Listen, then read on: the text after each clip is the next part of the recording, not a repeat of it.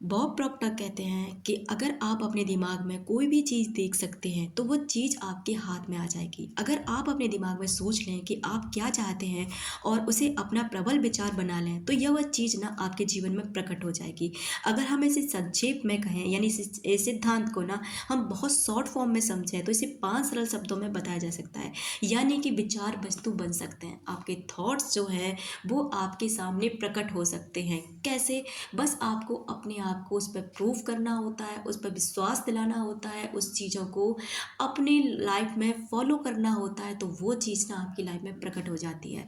दोस्तों, आज मैं आपके लिए 21 डे चैलेंज लेकर आई हूँ जो आपकी लाइफ को बहुत बेहतरीन तरीके से बदलने में बहुत कारगर है। अगर आप इस रूटीन को फॉलो कर लेते हैं तो 90% लोगों से आप आगे निकल सकते हैं। कैसे?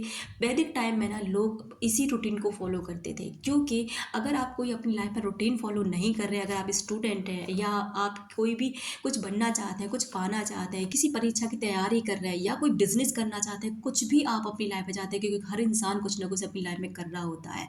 तो अगर आप इस रूटीन को फॉलो करते हैं तो यकीन मानिए आप उसको बहुत जल्दी अचीव कर सकते हैं।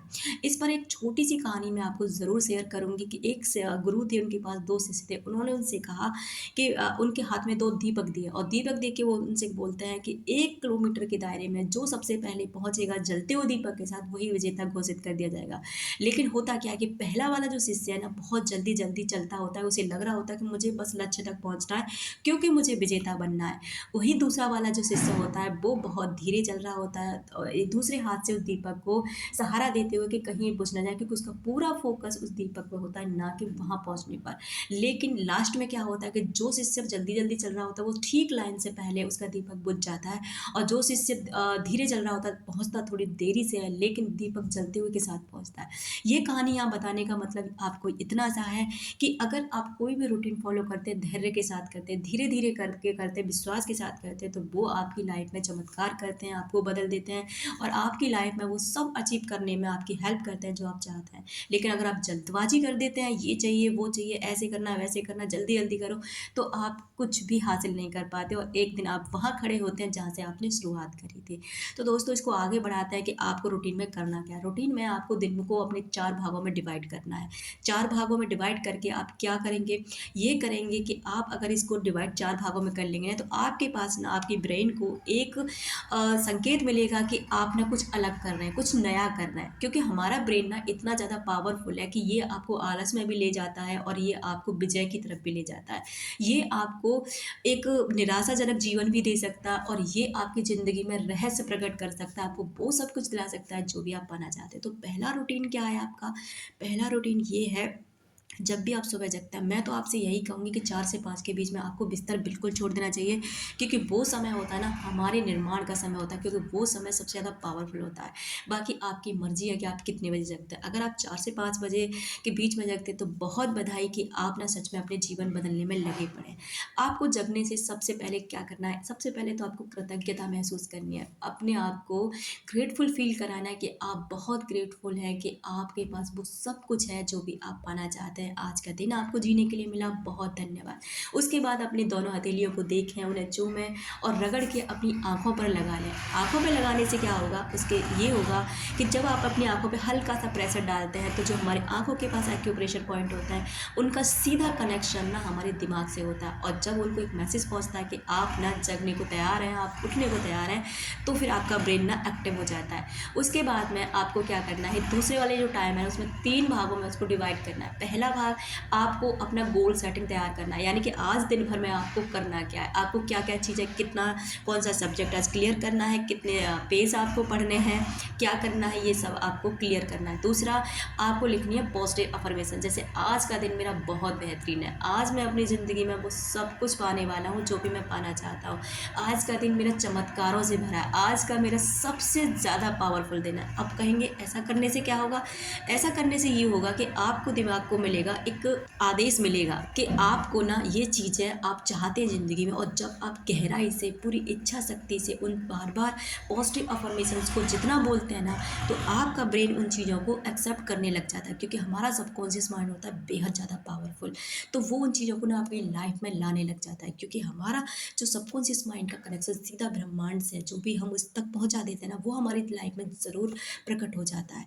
तो दोस्तों, ये अगर आप स्टूडेंट हो तो आपको अपनी लाइफ में ना ये रूटीन फॉलो ज़रूर करना चाहिए। अगर आप स्टूडेंट भी हैं, अगर आप कोई बिगनर हैं, आप कुछ भी अपनी लाइफ में कर रहे हैं, अगर आप नॉर्मल भी अपनी लाइफ को बदलना चाहते हैं, आप चाहते हैं कि आप ना कुछ अच्छा कर सकें, कुछ अच्छे दिख सकें, अपने आप में आकर्षण पैदा कर सकें, एक वैल्यूड इंसान बना सकें, तो आपको ये रूटीन ज़रूर फॉलो करना चाहिए।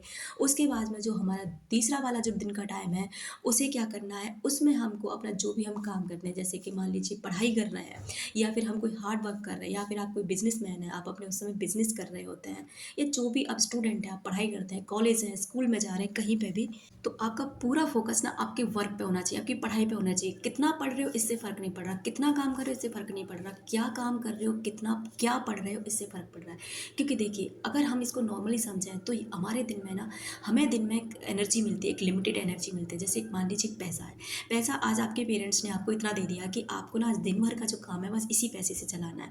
तो अगर आप उस पैसे को सोच समझ के खर्च करेंगे तो आपके पैसे भी बच जाएँगे, और आपकी वो सारी चीज़ें ज़रूरतें भी पूरी हो जाएँगी जो भी आप करना चाहते हैं। लेकिन अगर आप अनलिमिटेड तरीके से पैसे को खर्च करते हैं, कोई वैल्यू नहीं करते, कुछ भी खरीद रहे हैं, जो आपको ज़रूरत है वो भी, नहीं ज़रूरत है वो भी, तो आपको क्या करता है, उधार लेना पड़ता है। और उधार आपको एक साथ में आपको ही पता है कि उधार इंसान के एक उस तरीके से, जैसे आपने देखा है कि जो बेल होती है, पीली कलर की बेल जो किसी पेड़ पर डाल दी जाती है, जो कर्जा होता है ना, वो उस कदर उस इंसान को खाता है, जैसे वो बेल उस आदमी को पेड़ को खा देती है ना, बिल्कुल एक दिन जला के राख कर देती है। ठीक कर्जा भी उस इंसान को इसी तरह से बर्बाद कर देता है जैसे वो बेल कर देती है। तो इसलिए हमेशा ये कोशिश करें कि आज अगर मेरे पास 10 रुपये भी है ना, तो इसमें से मैं 2 रुपये बचाने की कोशिश करूँ, ना कि 12 खर्च करने की कोशिश करूँ। यानी कि पूरा फोकस ना आपको अपने उस वर्क पे करना है जो आज आपको कर रहे हो। यानी कि अगर आपको एक सब्जेक्ट है, उसको फ्री करना है, तो बिल्कुल ध्यान उसी पर होना चाहिए। आज आपको इतने पेज पढ़ने हैं तो पूरा ध्यान उस पे होना चाहिए। अगर आप कॉलेज में गए हैं तो आपको कॉलेज में ध्यान होना चाहिए। कोई बिजनेस में कर रहे हो, आप कोई भी काम कर रहे हो, फोकस ओनली उसी चीज़ पर होना चाहिए। अगर आप योगा, एक्सरसाइज कुछ भी दिन में करते हैं, फोकस मतलब, फोकस का कहने का मतलब है आप जिस चीज़ में भी फोकस करते हैं ना, पूरे इंटेंशन के साथ करिए, जिससे कि आपका वो काम ना बहुत क्लियर और अच्छे ढंग से हो। तीसरा जो भाग डिवाइड करना है हमें अपना जो भाग, वो है शाम का टाइम।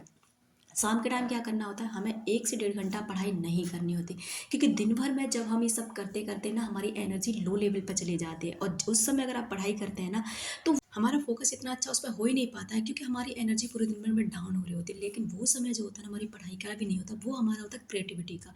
यानी कि उस समय आपकी कोई हॉबी है तो उस हॉबी को पूरा करने में लगाइए, अपने पेरेंट्स के साथ में समय बिताइए, बच्चों के साथ खेल सकते हो, आउटडोर जा सकते हो, बाहर अपने दोस्तों के साथ घूमने जा सकते हो। कहने का मतलब है, पढ़ाई को छोड़कर आप जो कुछ भी करना चाहते हो ना, जो आपको अच्छा फील करा सके, उस 1 डेढ़ घंटे में वो काम करिए।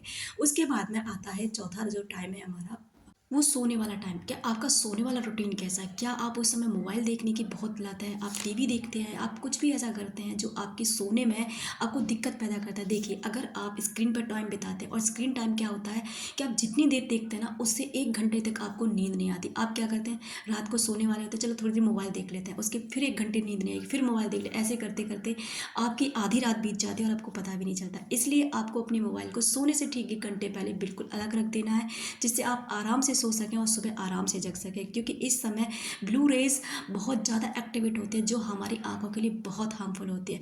डियर, अगर आप इस रूटीन को फॉलो कर लेते हैं तो यकीन मानिए आपका जीवन बेहतरीन तरीके से बदलेगा। आप बदलेंगे, और आप जो भी अपनी लाइफ में पाना चाहते हैं ना, वो सारी चीज़ें हासिल कर सकते हैं, और आप 90% लोगों से अलग दिख सकते हैं, अलग कुछ कर सकते हैं। तो थैंक यू सो मच कि अगर आपने इस चैलेंज को एक्सेप्ट किया है तो आप बहुत बधाई के पात्र हैं, क्योंकि आप सच में अपनी लाइफ को बदलना चाहते हैं। Thank you. मिलेंगे अपनी नेक्स्ट वीडियो में।